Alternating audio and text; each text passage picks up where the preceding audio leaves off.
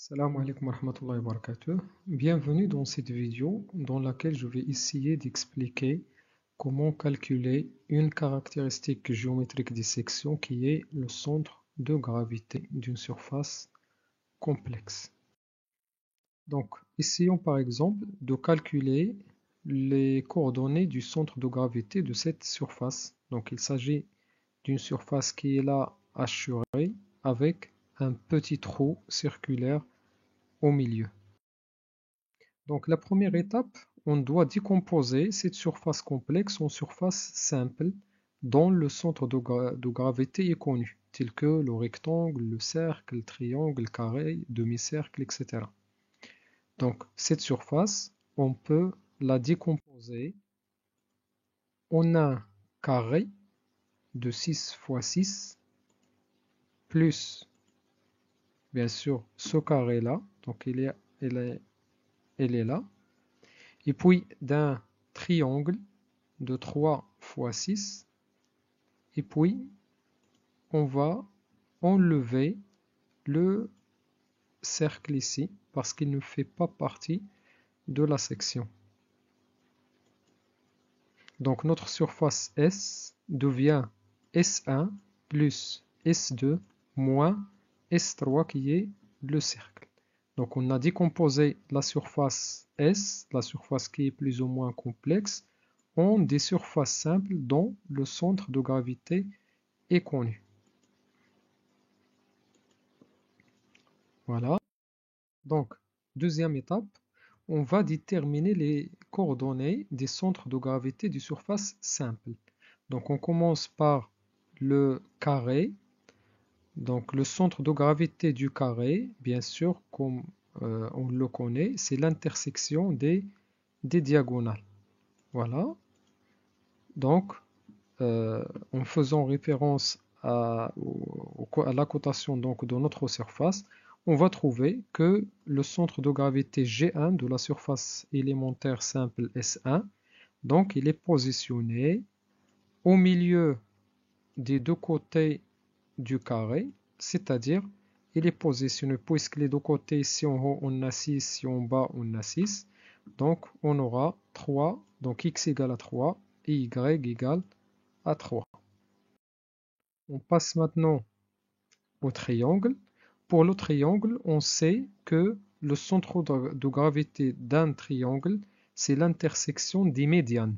Une médiane, c'est une droite qui passe par le milieu d'un côté du triangle et par le sommet opposé. Donc l'intersection des trois médianes va nous donner G. Et on sait que le G, c'est-à-dire le centre de gravité d'un triangle, il est situé à un tiers de la hauteur correspondante, c'est-à-dire la position de G2, par exemple, dans ce cas par rapport à la base, ça fait un tiers de la hauteur correspondante.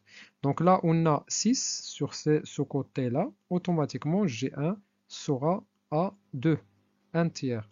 Là, on a sur cette hauteur-là, on a 3. Donc là, on a 9 moins 6 qui est en haut.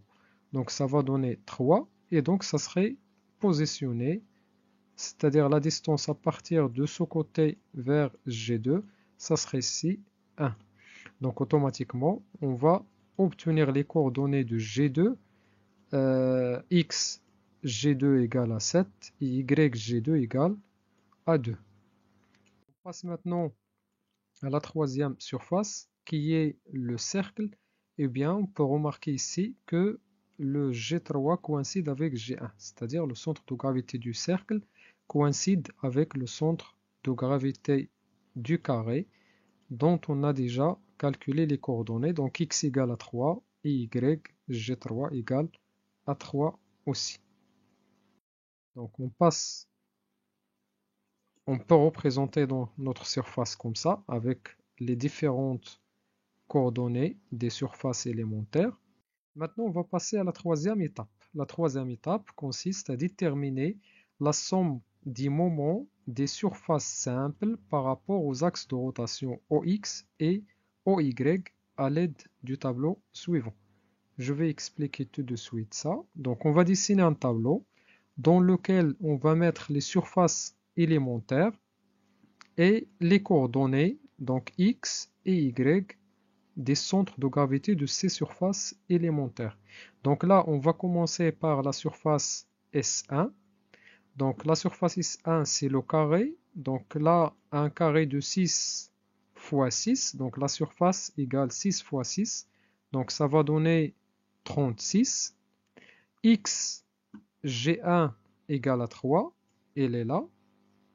Voilà. Et YG1 égale aussi à 3. On a déjà vu ça. Elle est là. Pour le S2, c'est le triangle. Donc là, on a vu qu'on a 3. Et là, on a 6. Donc 6 fois 3, 18. Divisé par 2, parce qu'il s'agit d'un triangle, ça va donner 9. Pour X, G2, c'est 7. Et pour Y, G2, c'est 2. On passe maintenant à la surface 3. La surface 3, c'est le cercle. Donc la valeur de la surface du cercle égale à pi fois r carré. R ici, il est égal à 1. Le rayon, il est égal à 1 parce que le diamètre ici est égal à 2. Donc on aura comme surface pi. Et pour le x et le y, ils sont similaires à ceux de la surface S, c'est-à-dire 3 et 3. Maintenant, on va calculer le moment de la surface simple par rapport à l'axe OX, MXI. Donc MXI égale la surface élémentaire fois l'abscisse du centre de gravité de cette surface élémentaire. C'est-à-dire, pour la première surface, ça serait 36 fois 3. Donc ça va donner 108. Et pour la deuxième surface, ça va donner 9 fois 7. Donc ça va donner 63. Pour la surface 3, ça va donner pi fois 3. Donc 3 pi. On passe maintenant au calcul du moment de la surface élémentaire par rapport, ou bien la surface simple par rapport à l'axe OY. Ça va donner tout simplement SI fois YGI, c'est-à-dire la valeur de la surface élémentaire multipliée par l'ordonnée du centre de gravité. Donc dans ce cas, MY1 égale à quoi? Égale à la surface 36 fois 3. Donc ça va donner aussi 108. Pour MY2, ça va donner 9 toujours par fois 3, fois 2 plutôt, ça va donner 18. Et pour la deuxième, ça va donner pi fois 3. Donc aussi, ça va donner 3 pi. Et maintenant, on va faire la somme, bien sûr en respectant toujours la décomposition qu'on a déjà fait. La décomposition, notre surface S égale S1 plus S2 moins S3. S3, c'est le cercle parce qu'il ne fait pas partie de notre surface. Donc, on va respecter la même chose ici. Donc, dans ce cas, qu'est-ce qu'on va faire? On va ici sommer les surfaces, mais la surface S1 et S2 et soustraire la surface S3. Donc 36 plus 9, c'est 45, moins pi. La même chose pour la somme des MXI, bien sûr pour XI et YG, donc XGI, YG, donc ça ne nous intéresse pas. Donc pour la somme, on va faire la même chose. Donc 108 plus 63 moins 3pi, ça va donner 171 moins 3pi. Et on trouvera la même chose pour MYI. Donc la somme sera 126. Donc 108 plus 18, 126 moins 3pi. Eh bien, la quatrième étape, c'est de calculer xg et yg à l'aide des formules ci-dessous. Avec xg et yg, ce sont les coordonnées du centre de gravité de la surface S. Donc, tout simplement, xg, égale la somme des mxi, donc on a trouvé ici, divisé par la somme du surface SI. La même chose pour YG, on aura la somme des MYI divisé toujours par la somme des SI. Donc application numérique, on va trouver XG égale à 3,86 et YG sera égal à 2,78. Donc la dernière étape, c'est la représentation du centre de gravité de notre surface S en respectant bien sûr les coordonnées. Voilà, donc on a le centre de gravité va être situé ici avec un X qui est égal à 3,86 et un Y qui est égal à 2,78.